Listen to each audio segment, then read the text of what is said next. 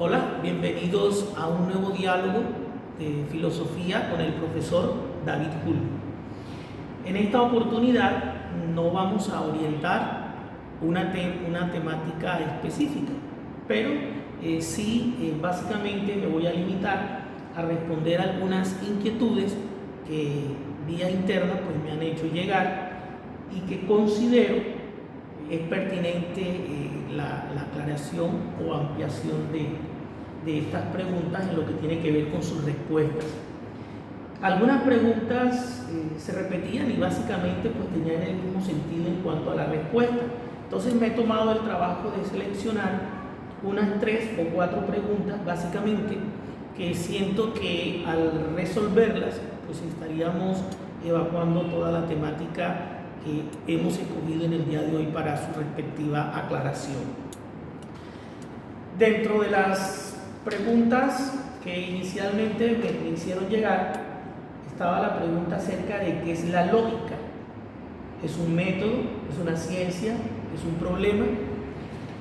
Vamos a comenzar diciendo que la lógica se constituye en las 3 cosas y que dependiendo del contexto, así mismo se irá desarrollando.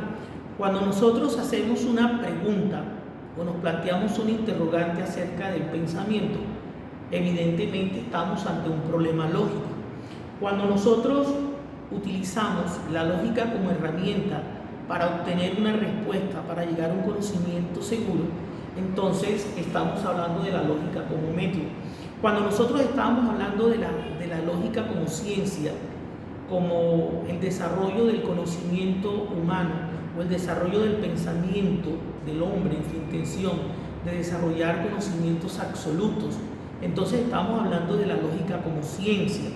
Por ello, cada vez que hablemos de la lógica es muy importante reconocer el papel jugado por el señor Aristóteles, quien es considerado el padre de la lógica, no solamente porque al introducirlo como método sin darse cuenta contribuyó grandemente al desarrollo de lo que hoy es una ciencia llamada la ciencia de la lógica. Entonces, ante la pregunta de qué es la lógica, si es un método, si es un problema o es una ciencia, la respuesta es sí. La lógica es una ciencia, es un método y es un problema.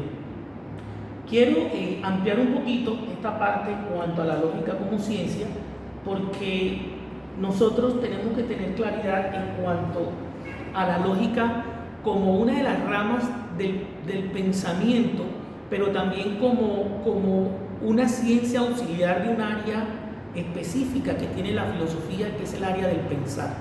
La lógica se define como una ciencia cuyo objeto de estudio es enseñar al hombre las normas más básicas, más elementales del pensamiento, y con estas normas del pensamiento aplicadas, la posibilidad de llegar al verdadero conocimiento. De ahí que entonces podamos decir que el objeto de estudio de la lógica es el pensamiento. Hay una segunda pregunta que tiene que ver con lo que acabo de decir, y que en ese orden la escogí para resolver, y es: ¿cuál es la relación que existe entre el pensamiento y la lógica? Ya decíamos en la respuesta anterior que la lógica es la ciencia del pensamiento, lo que quiere decir que la lógica se va a preocupar por enseñarnos, por demostrarnos cuáles son las normas básicas que todo hombre debe poner en práctica antes de desarrollar un proceso de conocimiento. Entonces, si la lógica es la ciencia del pensamiento, la relación que existe entre lógica y pensamiento es estrecha. Yo más bien pienso que lo que tendríamos entonces que entrar a analizar o aprender sería qué es entonces el pensamiento, porque ya tenemos que la lógica es la ciencia del pensamiento. Entonces, pero veamos qué es el pensamiento. El pensamiento se puede definir como ese proceso mediante el cual el ser humano logra captar una realidad, ayudado por los órganos sensoriales. Y gracias a esta captación de realidad y gracias al apoyo de los órganos sensoriales, el hombre puede hacerse una imagen de la realidad que, sumada a otra imagen, permitiría al hombre desarrollar una idea de lo que es la realidad que él está enfrentando en ese momento. Entonces podemos ir organizando la respuesta. El pensamiento es el proceso mediante el cual el hombre capta la realidad. Y gracias a esa captación o a esas percepciones, porque son el resultado de la utilización de los órganos sensoriales, el hombre se hace una idea. Pero, ¿cuáles son los factores que inciden en el pensamiento? Los factores que inciden en el pensamiento son tres. Un sujeto pensante, que es el protagonista, es el que piensa, es el elemento activo. Un objeto pensado, que se evidencia a través del contenido, ¿verdad? El sujeto pensante y el objeto pensado. Y hay un tercer factor, que es el que va a incidir, y es el que tiene que ver con la forma como nosotros expresemos lo que hemos captado como sujeto con respecto a un objeto. Es entonces esto el pensamiento, y todo esto, lógicamente, es lo que es estudiado amplia y profundamente por una ciencia llamada la lógica. Hay una tercera pregunta que me pareció muy interesante y dice, si yo leo que la lógica es la ciencia del pensamiento, la pregunta es, ¿sin lógica el pensamiento no tendría validez? Esa es la pregunta que me hace. Repito, dice, si yo leo que la lógica es la ciencia del pensamiento, ¿sin lógica el pensamiento no tendría validez? Bueno, me pareció bastante interesante la pregunta y la he seleccionado porque yo pienso que el pensamiento siempre va a existir. El pensamiento siempre va a estar. Mientras el hombre tenga esa capacidad y esa predisposición de querer aprender la realidad y tenga esa capacidad de poner en contacto con esa realidad los órganos sensoriales, yo pienso que el pensamiento siempre va a estar trabajando porque los tres factores siempre van a estar incidiendo: el sujeto, el objeto y la manera como él exprese lo que ha captado de la realidad. Entonces no podemos decir que la lógica es la que le da validez al pensamiento. Más bien podemos decir que la lógica estudia el pensamiento, pero ojo, es necesario aclarar que lo que la lógica hace no es darle validez al pensamiento. Lo que la lógica hace es darle validez al conocimiento que el hombre obtiene a través de su pensamiento, que son dos cosas diferentes. El proceso del pensar no es un acto mecánico. Nosotros no podemos decir, yo quiero pensar a la 1, a las 2 y a las 3 y ya pensé a las 3. El pensar es un proceso mental que implica un contacto del sujeto con el objeto, la utilización de unos órganos sensoriales, las percepciones, la organización de las ideas, la coherencia, y eso es posible a través de la inteligencia. Sin embargo, existen unas reglas lógicas que son las que van a hacer que exista esa coherencia, que son las que van a hacer que haya una secuencia y haya un argumento y haya una veracidad dentro de la concatenación o dentro de la unión de esas ideas o de esas imágenes o de esas percepciones. Ahora, ¿cuáles son esas reglas básicas que permiten la coherencia? Es lo que la lógica ha llamado los principios. Entonces, no decimos que la lógica le da validez al pensamiento, pero sí podemos decir que a través de la lógica se le da validez al conocimiento que el hombre obtiene a través del pensamiento, gracias a la existencia previa de unos principios llamados lógicos, principios lógicos. ¿Qué son entonces los principios de la lógica? Son las reglas básicas que permiten que el hombre tenga coherencia, tenga argumentación al momento de expresar un pensamiento, una razón, un juicio, una opinión, un concepto.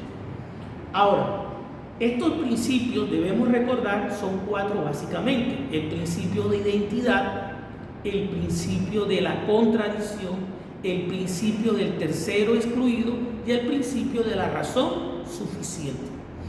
¿En qué consiste el principio de la igualdad? o el principio de la identidad. Las cosas son idénticas a sí mismas. Una persona es idéntica a sí misma. Un objeto es idéntico a sí mismo. Un hecho es idéntico a sí mismo. Ejemplo, Pedro es Pedro. El carro es el carro. La violencia es la violencia. Y se puede representar mediante una fórmula. X es X. Ahora, ustedes se preguntarán, ¿dónde estaría la validez del conocimiento? La validez del conocimiento estaría cuando yo, ese sujeto, lo voy a sustituir por un predicado que le dé un complemento o que amplíe el sujeto. Cuando yo digo Pedro es Pedro, estoy hablando de Pedro sujeto, es Pedro sujeto. En ese sentido, no me dice mucho, o sea, en ese sentido no me enseña nada, ¿verdad? Pero si yo digo Pedro es alto o Pedro es inteligente, entonces ese predicado está ampliando el sujeto, me lo está complementando y me está diciendo algo del sujeto. Ahí en ese momento el sujeto tendría validez, ese principio le está dando validez a ese pensamiento. Si nosotros decimos Colón es Colón, así no nos dice nada. Pero si nosotros decimos Colón es el descubridor de América o Colón es el genovés expedicionario, entonces miren que en el primer caso Colón es Colón no me dice nada, pero si en el segundo caso yo observo la aplicación del principio de la igualdad o de la identidad y yo digo el descubridor de América, inmediatamente quien se me viene a la mente es Cristóbal Colón, ¿verdad? Entonces queda claro de que el principio de identidad tiene validez cuando el sujeto es reemplazado por un predicado que complemente el primer sujeto. El segundo principio lo vamos a llamar el principio de la contradicción. ¿Qué dice el principio de la contradicción? El principio de la contradicción dice que es imposible que dos juicios sean contrarios y verdaderos al mismo tiempo. Yo no puedo decir Pedro es Pedro y luego decir Pedro no es Pedro. Yo no puedo decir el día es hermoso, pero al mismo tiempo decir el día no es hermoso. Entonces, el principio de la contradicción dice que ante dos juicios contrarios al mismo tiempo, uno de los dos tiene que ser verdadero y el otro es necesariamente falso, pero los dos no pueden ser verdaderos al mismo tiempo. El tercer principio lo vamos a llamar principio del tercero excluido.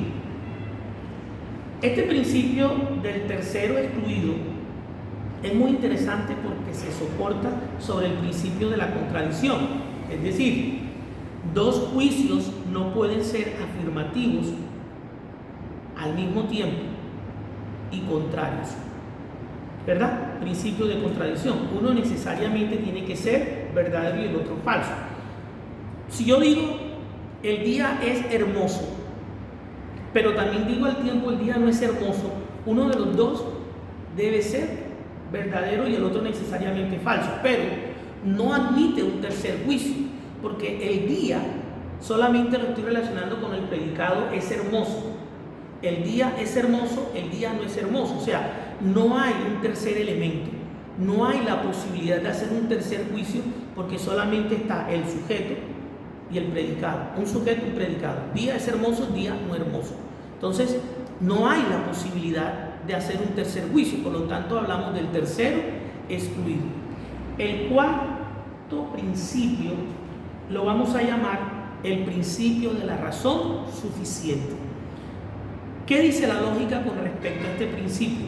Que cada vez que nosotros expresemos un concepto, cada vez que expresemos un juicio, cada vez que expresemos una verdad, debemos darla de manera segura, de manera coherente, con argumentos lógicos, con argumentos que me determinen a mí que esta verdad que yo estoy expresando ha sido suficientemente expresada y ha sido suficientemente demostrada, sea a través del experimento, de la experiencia, o sea a través de una intuición.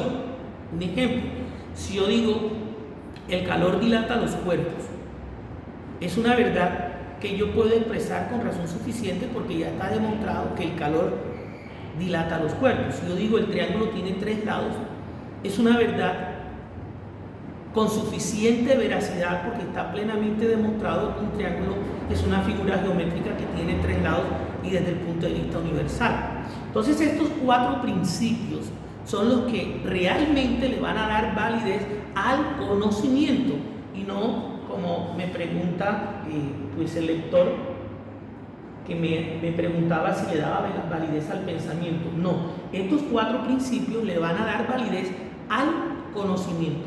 Debemos entender que la lógica trabaja sobre algunos contenidos del pensamiento. El pensamiento desarrolla contenidos materiales y desarrolla también contenidos formales. ¿Qué son los contenidos materiales? Los conceptos: árbol, carro, día, Pedro.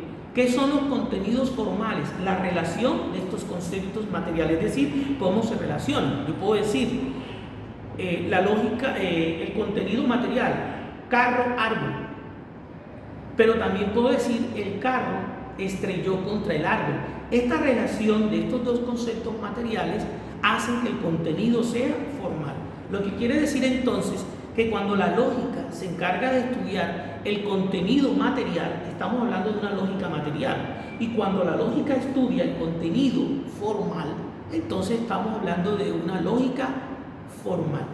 Con esto hemos aclarado las inquietudes. Básicamente escogí estas 3 inquietudes, me parecían que al escogerla en ese orden resumía el tema de la lógica y respondía a las inquietudes planteadas.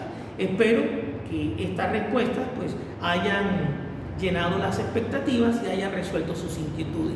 Nos volveremos a ver en otra oportunidad en un nuevo diálogo de filosofía.